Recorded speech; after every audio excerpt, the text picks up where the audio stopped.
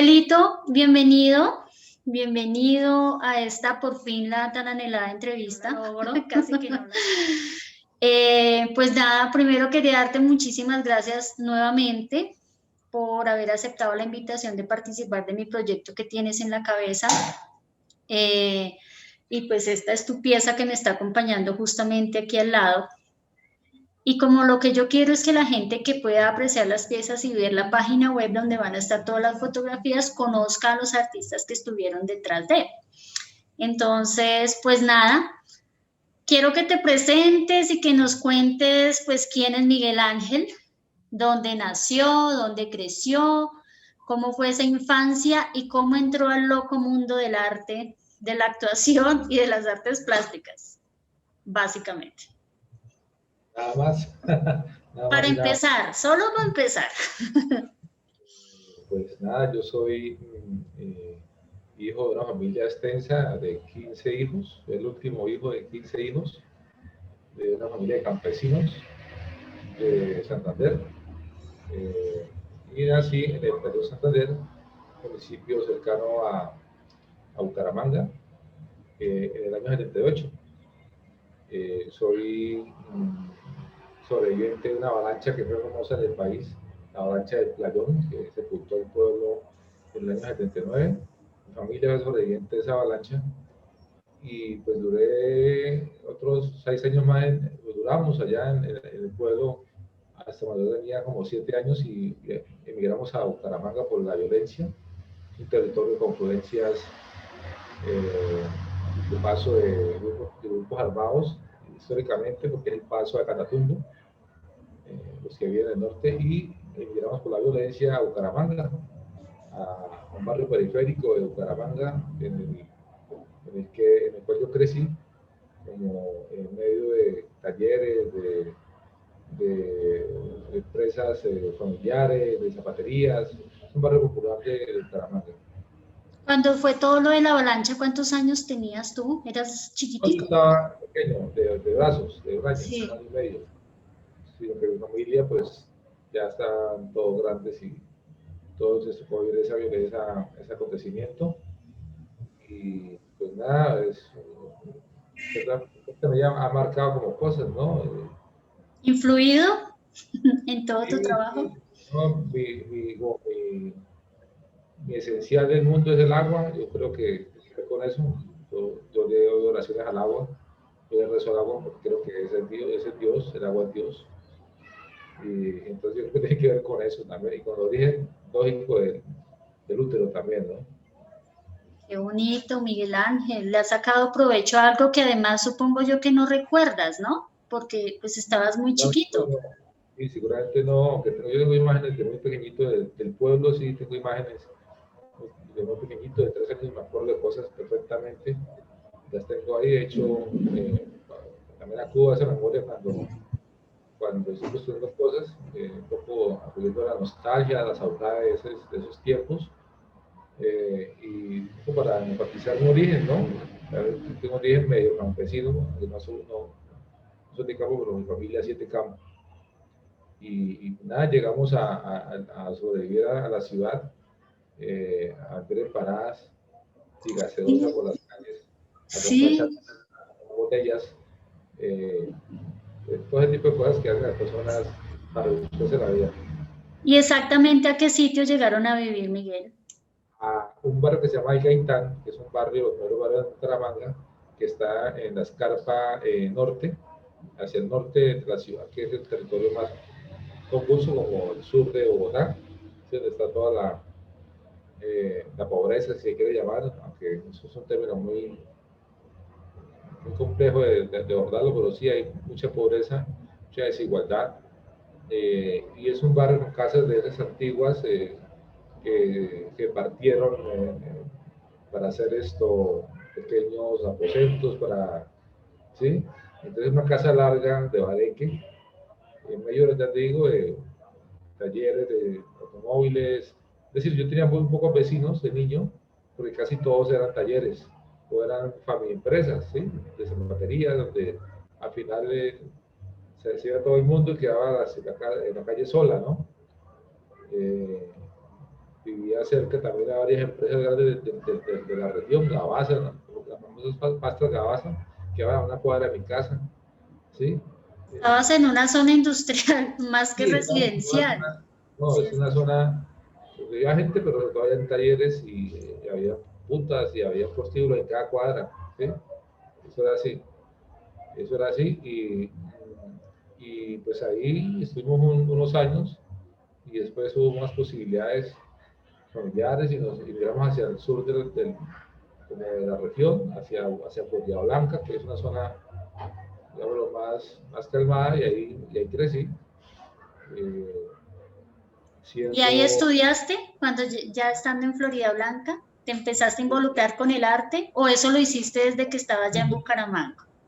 no, de niño, estaba niño y llegué a estudiar acá, terminar mi primaria, terminé mi primaria y pues no hubo plata para seguir estudiando porque el origen era sencillo, entonces tocó ponernos a trabajar. Yo fui zapatero, fui carpintero, fui mensajero, fui vendedor eh, y estudié la nocturna. Trabajaba en el día y estudié todos los 6 años de bachillerato en la nocturna cerca, ahí en Florida Blanca, un colegio que se llama Vicente Suero, que tenía una jornada nocturna para...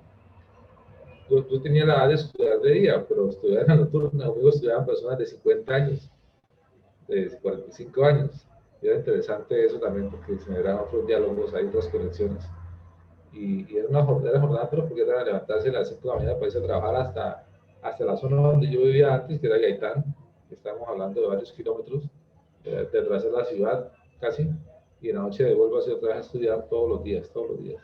Pero logré muy bien terminar mis estudios con la espina del arte ahí, pero nada que me lanzaba, me metí de todo, fui mensajero, fui vendedor, fui de todo, hasta que un día dije, no, yo soy artista. Y me lancé al abismo de ser artista. Una señora no, perdón, me fió unos bastidores y unos óleos, me los fió, fiados. Porque yo le había vendido ya unas cosas, yo era cliente mía de ventas. Bueno, si varias cosas yo le vendía y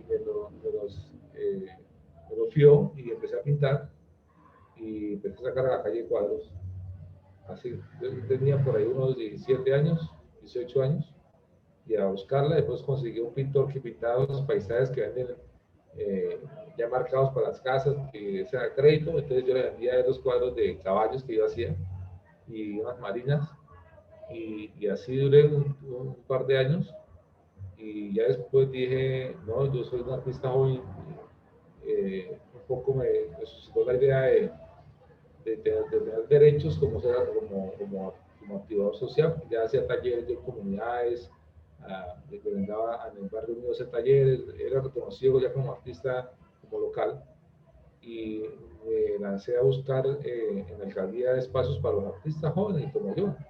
Y pues lo que recibí fue un portazo en la cara, como suele pasar, y eso me dio mucha rabia, pero al tiempo también me cargó de energía para seguir insistiendo logré ser consejero de artes plásticas del municipio donde estoy y logré lanzarme con gente de Bucaramanga, con grupos de artistas, en la misma conexión de buscar espacios y logré al final ser gestor cultural y activar cosas para otros, para que otros artistas también iniciaran como sus posibilidades y tuvieran como esa puerta abierta que no se abre, que hay que hacerla a veces, que hay que construirla a veces, que es, bueno, digamos, es la causa de que muchos artistas, de mucha gente, aunque hay mucha gente que al final arte se requiere porque no encuentra posibilidades y existen, entonces eso me parece muy duro, muy cruel, ¿sí?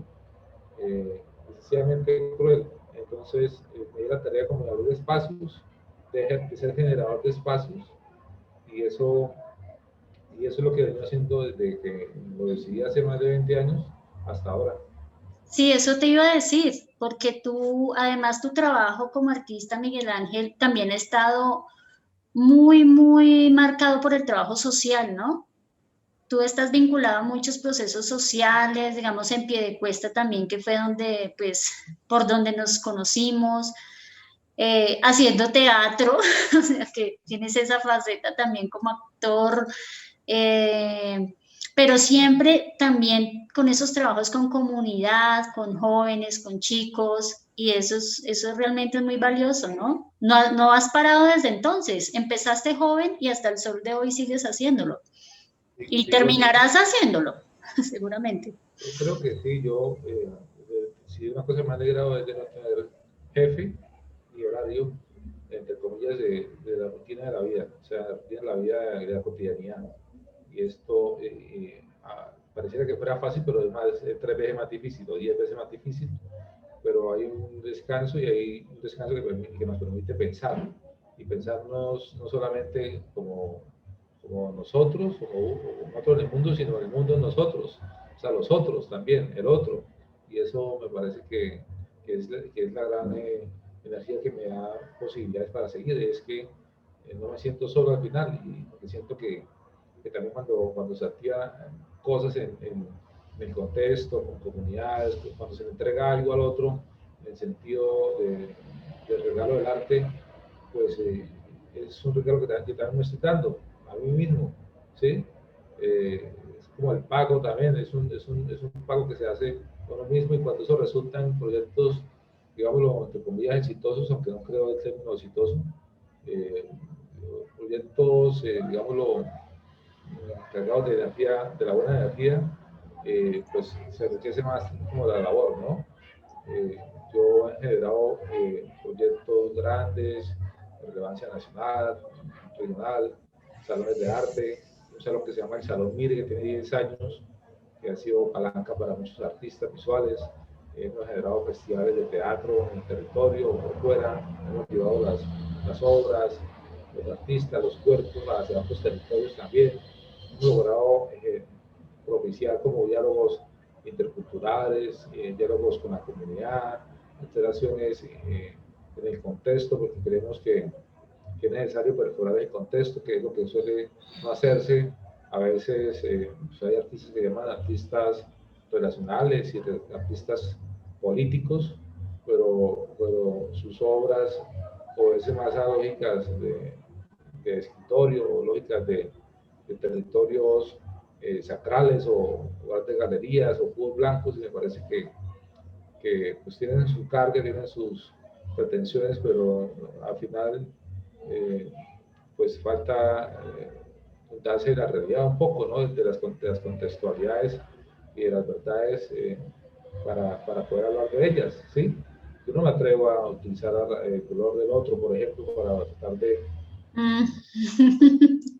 vender una obra o vender una idea. Me parece que Sí. eso es sencillamente utilitario, es un arte utilitario, y lo que me parece más interesante que el arte pueda posibilitar es que se densifique eso de conectarnos con el otro, y que el diálogo que se pueda generar con el otro, todas sus diferencias, como sean, no importa, nos permita pues rozarnos, encontrarnos, y así pensamos diferente, dialogar, ¿sí? Construir cosas y reflexiones sin necesidad de agredirnos. Eso me parece que es el gran poder, y por eso lo utilizo como mi gran, si se quiere, estrategia y mi gran arma para poder decir cosas. Genial, Miguelito. Tú has dicho una cosa muy importante que me lleva, sabes, a la siguiente pregunta. Y tú has dicho que ese trabajo social a ti te ha hecho darte cuenta, digamos, que no estás solo, que estás rodeado de un montón de gente y que siempre estás acompañado. Entonces, cuando llega todo este tiempo, este tema de la pandemia, ¿cómo te agarra? Porque ya sí o sí tuviste que estar solo, o todos tuvimos que en medio de estar solo. ¿Cómo te sorprende a ti esto? O sea, llega de un momento a otro y ¿qué pasa contigo? ¿Cómo te agarra? Pues esto, pues, la sorpresa para como la de todo el mundo, de, de incertidumbre, también algo de miedo, porque ha habido miedo también, digámoslo, pero resulta que igualmente, aunque yo soy un ser social, un ser colectivo, a la hora de crear cosas, también soy un ser introvertido, un ser que me adentro, que me reviso y tengo muchos espacios de soledad para poder construir mis obras. Entonces, en cierta medida ya hay como una amistad, una cercanía con eso de estar solo, con eso de estar aislado, ¿sí? Un poco, a veces el artista se tilda de extraño, de loco, Sí, pero joder, lo hice muy bien. A veces esa torre donde uno se encierra, pues a veces permite que uno pueda ver con los oídos, ¿sí? O a través del silencio también escuchar cosas, ¿sí? Y así mismo traducirlas después. Entonces, digamos, no fue tan duro para mí qué bien. el estar encerrado, el estar aislado. Había temor por mi círculo familiar, por mi círculo de amistades, porque lógicamente este mostrico es bastante peligroso. De hecho, nos tocó, a varios del colectivo nos tocó, eh, y hubo el susto de la muerte que siempre está ahí, hubo el Sí, susto de la incertidumbre, vuelvo a decirlo, y, pero, pero al final siento, y eso puede ser, resultar un poco como cruel, pero es que hemos estado en medio de sustos, todo toda el esa tiempo. sociedad colombiana ha estado en medio de pandemias y de pandemias que no han parado, que nadie es un secreto que este país es un país excesivamente violento, excesivamente desigual, y, y ya hay callo de eso, hay callo de esa carga negativa de un país que irónicamente está cargado de tantas afectividades y positividades, pero unos pocos hacen que eso se vuelva otra cosa, ¿sí? Eh, y hablo de unos pocos de ahora, unos pocos de atrás, de antes Ujú, también, ujú. ¿sí? Y entonces uno como que ya, a veces que cosa, la noción de la muerte, un territorio como el nuestro, como que ya se hace tan cercana, se hace tan común, que al Sí, final uno, pues, digámoslo, frente a este monstruo pues, de la pandemia no siente a veces tanto miedo, no, yo no lo sentí, ¿sí? Aunque todavía estamos expuestos y estamos sí, vigilados, sí, sí. y cuenta nosotros también desde nuestro cuidado. Eh, Miguelito, ¿y hubo, digamos en el caso tuyo, planes que tuviste que postergar, o sea, cosas así que tenías planeadas, tenías el gran proyecto entre manos y desapareció o por lo menos se postergó para cuando todo esto termine? Sí, pues el proyecto colectivo de la casa, porque teníamos un espacio que hace un año, digámoslo, ya tiene 15 años el proyecto, tú sabes, pues igual ya tiene más de 15 años, pero hace un año y medio, hace un año y medio, hace ya casi 2 años, eh, pues ya teníamos nuestra casa y estábamos allá activándola, ya estaba cogiendo el vuelo necesario que ya tenía antes, pero con un nuevo espacio, con un nuevo territorio, y eso nos tocó cerrarlo, o sea, no hubo manera, tocó cerrar, Ujú, tocó además exponernos a la lógica de que el, el territorio de la casa pues también nos da el sustento para la familia, para el colectivo, y que no se pueda generar ningún tipo de actividades, pues eso empieza a afectar, el ajá, Estado no le interesa nada de eso, eh, como antes tampoco le ha interesado, y entonces pues, afecta un poco eso. Personalmente tenemos unos proyectos que estaban encaminados más a iniciativas como individuales de creación plástica, también fueron en stand-by porque pues, la economía se desbarató totalmente. Tú sabes que todas las cosas del arte son caras y no son para materiales para poder hacer cosas, eso es un sí. gasto tremendo. Y al final uno se pone a pensar, yo hago esto y yo dónde lo voy a mostrar este año, no me puedo mostrar en ningún lado. O cómo pinto, entre el lienzo, la comida. Sí, claro. Exactamente, sí, sí Sí. hubo momentos también de esos, incertidumbre también económica, pero bueno, siempre están por ahí los amigos, están la gente cercana y por eso es que es importante a veces lo colectivo real, ¿no? Que Ujú, hay un colectivo que no es real también, o sea, hay una acción colectiva que no es real, que es puntual, que es esporádica y ya, pero la que queda, la que prevalece que nos deja posibilidades del apoyo, del abrazo, de la mano tendida, ¿no? Genial, Miguelito. Y la otra cara entonces, ¿qué fue eso positivo que tú, yo sé que la pandemia no ha terminado y todavía estamos viviendo un proceso distinto al que ya vivimos, pero yo pienso personalmente que a todos nos trajo también cosas muy positivas, e incluso hasta más cosas positivas, porque yo insisto en que el momento de dificultad fue uno preciso y ya pasó. Y luego empezamos todos ya a activar el cerebro, a entrar en acción con lo que vamos a hacer. Y ese pensar y ese hacer fue trayendo también cosas que nadie se imaginaba positivas, otros negocios, no sé, otras formas de mostrar nuestro trabajo, bueno, qué sé yo. ¿Qué pasó contigo en ese sentido? De las cosas buenas que tú digas, bueno, no todo fue malo y a partir de la pandemia pasó esto. A ver, positivo, positivo. La pregunta sobre las existencialidades, eso me parece que fue positivo, además de uno lo movió, ¿sí? La noción de ser leves, que somos muy leves, también me parece que fue positivo, o sea, ver a la gente todopoderosa, que tiene todo resuelto, pero al final eso no es suficiente. No es suficiente, sí. Suficiente. Eh, las nuevas creatividades con estas lógicas de estas nuevas herramientas, me parece que también fue interesante porque claro, venimos de un mundo análogo, sobre todo nosotros, de unas edades, y Sí, lo digital es complicado, pero sentí que en cierta medida esta saturación de banalidades del uso de la tecnología eh, fue, en cierta medida, cambió un poco. O sea, aparecieron, eh, digamos, nuevas creatividades que transformaron el encontrarnos virtualmente. Apareció la lógica del encuentro, de resistir un encuentro virtual de de una hora y media, para hablar sobre arte, para hablar sobre historia, para hablar sobre una u otra cosa. Y que a veces es complicado por las distancias, por los recursos.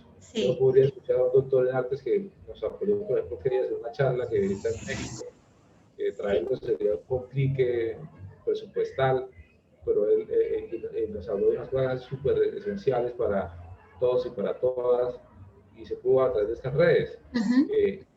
Estoy viendo personas de todo el mundo. Eso es positivo en ese sentido. Hay una suerte de masificación, de cobertura de las redes a que otros públicos puedan llegar, aunque no hay que decirlo, no todo el mundo tiene la posibilidad de acceso a las redes, ¿sí? ¿Qué otro positivo? Eh, Pero digamos a nivel personal, para ti también pasaron cosas, supongo yo, lo que tú dices, el tener esos espacios para uno, cierto, de pensarse, de consentirse, de cocinarse, de darse el gusto de leer el libro que no había leído, escuchar, ver la película que no había podido ver, como sí, sin ese afán, ¿no? Eso es un regalo también muy importante. pero además de hacer todo eso como si fuera la última vez también. Eso sí no lo había pensado. Yo creo que sí, varias gente lo ha pensado. ¿Será que esta será la última vez que yo beso a mi mujer, o que yo veo una película, o Sí. que tengo afectividades? ¿Sí? Como si el mundo se fuera a acabar. Y la paranoia apareció, yo creo que está todavía ahí. Total, sí, es verdad. Antes también estaba, porque ese mundo tan rápido, tan ligero, tan veloz, pues eso está ahí. Personalmente yo me suscitó como una reflexión sobre el uso de la mano. Entonces yo pues hice una serie de acuarelas que tienen que ver con la mano, dándole un homenaje a la mano, a mi mano. Eh, También encontré pues en charlas con amigos, sobre todo con un amigo personal, me sugirió un poema de Alberti donde decía, donde le hace homenaje a la mano del pintor y le dice que la mano es el pintor de la pintura, ¿sí? Mano pintor de la pintura, termina un poema de Alberti, y entonces yo le hice un homenaje a la mano que lo sigo haciendo, una serie de acuarelas, llevo más de 200 dibujos, el homenaje a la mano, a mis manos, porque fíjate cómo las manos tomaron una relevancia, siempre la han tenido, pero tuvieron una relevancia mucho más amplia en ese momento de contingencia, porque todo lo que tú tocaras pudiera ser ¿Daño? daño, puede ser canal para traer algo exterior, algo externo, que entrara a tu interior y te jodiera, ¿sí? Entonces, la mano también puede ser un escudo, ¿no? Una barrera, ¿sí? Entonces, esa lógica la pensé y además en estas nuevas tecnologías de las redes, pues la mano y el movimiento esteo y los dedos, pues tienen mucho que ver con canalizar las ideas del lenguaje, de las palabras, de los símbolos, y entonces pues me dio la tarea de hacer ese homenaje y eso creo que me salió muy bien, me sentí muy bien haciéndolo, duré como 4 o 5 meses de esta pandemia haciendo esas acuarelas, todavía tengo unas por terminar y me llenó mucho y las tengo puestas en mi Instagram para que quiera verlas, esa serie. Son súper lindas, yo las he visto y son increíbles. Sí, porque habla también de lo múltiple que podemos ser, de los leves también que podemos ser, de los diferentes que podemos ser, ¿sí? Sin pretender ser perfectos, más bien mostrando eso que precisamente nos diferencia, las desigualdades, ¿sí? Los turupes que nos hacen diferentes, porque todos tenemos turupes diferentes, Sí. ¿sí? Somos unas masas con turupes diferentes, y eso fue lo que puse en esa obra, y pues traté de canalizarla con la obra tuya, pero al final me salió otra cosa. Miguelito, y ahora llega además para rematar tu pandemia un sombrero que, que tenías que intervenir, que tú aceptaste orgullosamente y con mucho gusto hacer este trabajo. ¿Cómo fue esa experiencia para ti? O sea, ese reto, porque además no sabías ni qué sombrero te iba a llegar. Sí, no sabía y fue una gran sorpresa encontrarme con ese sombrero, La mitra. la mitra, que me parece, digamos, es consecuente con que, además de que soy artista visual, también hago performance y con que parte de mi obra o parte del proceso tiene que ver con el cuerpo, con los objetos que uno se pone en el cuerpo también, con los utensilios del cuerpo, con los adornos del cuerpo. Y además porque siempre he tenido una gran pregunta por las nociones de la fe, de las creencias, de los dogmas. Siempre han estado como las preguntas. Mi familia y mi origen es judío-cristiano, pero hace muchos años tengo una ruptura con las religiones, y tengo muchas preguntas frente a eso, frente a lo dogmático, frente a la religión, y creo que mi fe es hacer preguntas. Tengo fe en que yo pueda seguir haciendo preguntas frente a eso que desconozco, ¿sí? Porque además también es la connotación como el artista, es el preguntón, ¿sí? El indagar, el generar reflexiones, porque al final también es la síntesis, o es una de las síntesis del arte, que el arte no da respuestas, sino genera más preguntas, ¿sí? Es un gran productor de preguntas, y eso es lo interesante. Lo interesante es que lo generen, porque si diera respuestas ya estaría finalizadas las cosas, y las cosas finalizadas son las cosas muertas, o las obras finalizadas son las obras muertas, y son necesariamente aburridas, ¿sí? Porque no son polisémicas, porque no permiten que el otro construya otro imaginario frente a lo que está viendo, otras preguntas, ¿sí? Entonces, esa vibración se genera cuando tiene el código preguntón el arte, pues permite que cualquiera pueda construir una reflexión, otras preguntas nuevas, otros puntos de vista, otras apreciaciones, ¿no? Y pues me llegó el sombrero y me aparecieron mis preguntas, ¿sí? Y las puse en consecuencia de algo también pensado y que en cierta medida no he vivido, o hemos vivido todos, y es pues, entender que esta lógica de la fe, que esta lógica de los signos, en el caso mío, pues se pueden transgredir, se pueden mover, se pueden trastocar, se pueden distanciar, en el caso del código del teatro, ¿sí? Entonces lo que hice fue un distanciamiento, preguntándome algo que también lo sabe todo el mundo, y es la relación que ha tenido la fe, el dogma y sobre todo la Iglesia Católica y las iglesias que utilizan estas indumentarias con las nociones de la guerra, con las nociones de la violencia, ¿sí? A mí me parece muy duro ver cómo un cura bendice las armas que van a matar gente en las guerras, y inclusive en las guerras prontas, cercanas, lo hacía, ¿sí? Como sabemos que en las alianzas nazis hubo una gran, digamos, una gran permisividad de parte de la iglesia frente a los nazis, sabiendo lo que estaban haciendo y lo que iban a hacer. Si lo vamos más atrás, pues las cruzadas Las cruzadas, sí. fueron un monstruo que, aunque de repente la iglesia está ahí, y hoy mismo tenemos cruzados, en la contemporaneidad hay cruzados, y creo que hay que volver a eso, hay que cortar cabezas, a quien no se arrodille, a quien no, a quien no entregue todo su ser y su pensamiento a algo, a una creencia que está ahí, que es milenaria, sí, claro, pero que en sus contextos, en nuestras realidades, digamos, ha cambiado mucho esas conexiones, ¿sí? Ha cambiado mucho. Pues acudí a un artista que me encanta su obra, ¿sí? Un artista argentino, León Ferrari, y le hice este homenaje con esta intervención. Él tiene una gran obra que hace preguntas también, una obra que habla mucho sobre la fe, sobre los dogmas en extremo, y a través de los íconos, pues, y volteando ese ícono, ese siente iconoclasta, pues nos pone a preguntar cosas, ¿sí? Fue excomulgado al hombre, fue excomulgado por todas las iglesias argentinas.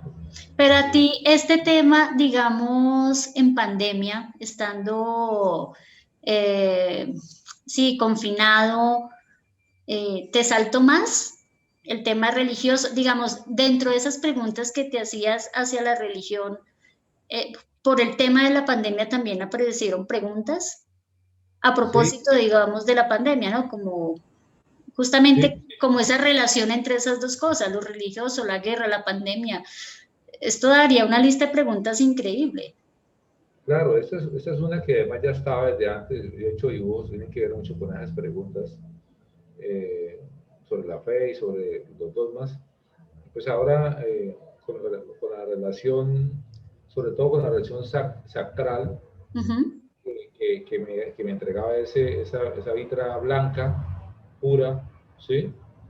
Porque era Y blanca, para los que nunca la vieron, era muy blanca. muy blanca, toda blanca. Y fíjate que ahora mismo la contaminé de coronavirus, un poco. Digamos, esos códigos que están puestos ahí tienen que ver un poco con eso, ¿sí? Algo que se disemina como una suerte cosa maldad que se disemina, esa Ajá. traducción del mensaje que está ahí, ¿sí? Que, que tiene unas tonalidades irónicamente naturales, ¿sí? Es un mimic de la naturaleza, porque son tonos de la naturaleza, ¿sí? Pero que tiene un trasfondo, no de la naturaleza, sino del cazador, ¿sí? Tiene el trasfondo del cazador. Hay claro, y el cazador siempre es glorioso, porque tiene el poder de las armas, ¿sí? Y pues esa fue la traducción que yo traté de hacer, y pensé que eso que he visto que ha pasado con la fe en este momento, la guerra siguió. No bastó esta pandemia para que los pueblos siguieran en guerra, para que la gente se matara entre una y otra, para que mataran líderes sociales, para que, ¿sí? Eso Sí. no paró, o sea, eso no paró. Antes fue más intenso, qué Más fuerte. intenso.